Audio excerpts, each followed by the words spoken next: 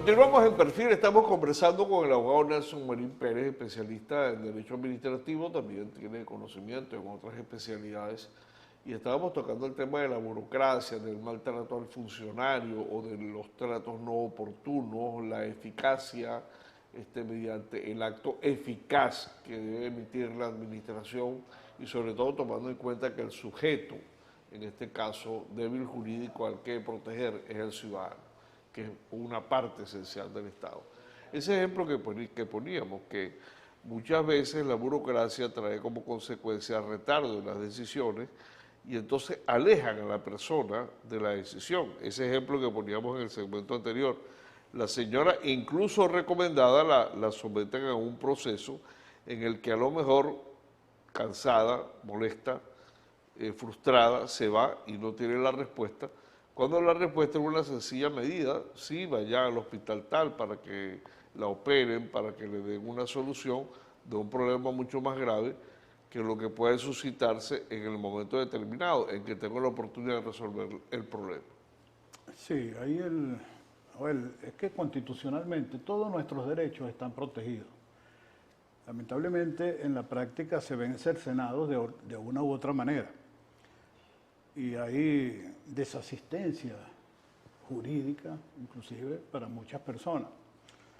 Pero a mí me ha tocado en mi actividad profesional intentar lo que se conoce como recursos de abstención, recursos de carencia, que no es más que el desarrollo de una garantía constitucional prevista en el texto constitucional, mediante el cual las personas tienen derecho a obtener de la administración una oportuna respuesta.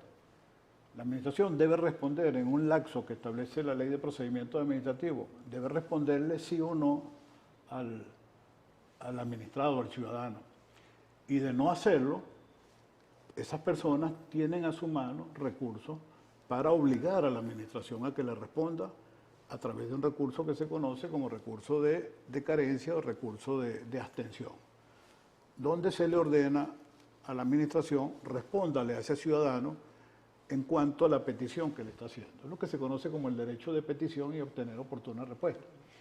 Eso, lamentablemente, pareciera que en el funcionario no hay la formación debida, porque eso sería uno de los principios constitucionales y que debe conocer un funcionario de la administración pública para que sepa que el administrador que llega allí tiene derecho a que se le responda en torno a esa petición que está planteando.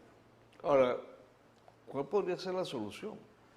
Una escuela de gobierno que atienda, digamos, el no debido conocimiento, porque es que los ingenieros ven derecho, los médicos ven derecho, Sí. todas las profesiones, incluso uno presume que con eso que dice la Ley de Administración de Portuguesa, que ha sido la única que conocemos, que dice que para un ejercicio de un cargo de dirección no se necesita título universitario, sino conocimiento alto político. Eso es para algunos cargos a partir del año 2012, la reforma que le hicieron a la Ley de Administración del Estado, salvo algunos cargos, por supuesto, o algunas direcciones. ¿Qué hacer para que el funcionario se persuada de que él no está allí para cobrar un sueldo y tener un empleo, sino para prestar un servicio público y al público? Debe formar parte de la conciencia del gobernante de turno. En la escogencia de su funcionario, debe procurar que ese funcionario sepa, esté en capacidad de desenvolverse en el cargo al cual tú le asignas. Porque si lo desconoce, ahí es donde vienen los atropellos a los derechos del ciudadano. He visto a veces, en los tribunales ocurre mucho, tú lo has apreciado porque claro, tú eres litigante también, que te dan parámetros, copian artículos de la ley del Poder Judicial, de la Constitución Nacional, que aquí no se pague monumentos, que la justicia es gratuita. Es una manera de ir educando al usuario de los servicios públicos, de manera pues que cuando vea eso, sabe que no tiene que darle dinero claro, a nadie en el tribunal porque la justicia es gratuita. Claro. Entonces, iría acompañada de una escuela, de escuelas vecinales que se ocupen de No solamente al funcionario, sino al ciudadano al también ciudadano enseñar. para que exija el derecho, porque en la medida que el ciudadano, el administrado, el usuario del servicio pida el cumplimiento de la ley, en esa medida el funcionario se va a sentir acorralado, se va a sentir persuadido y va a entender que el ciudadano está en pleno conocimiento de lo que le corresponde como venezolano, como ciudadano, que tiene derechos constitucionales y que el que está allí, ese funcionario que está allí, debe cumplir con su tarea. Entonces es un proceso de educación, tanto al funcionario público como a la ciudadanía. Lamentablemente, en los últimos años, bueno, a Elías se le criticó mucho, tú sabes, porque veníamos de Elías Dongia, cuando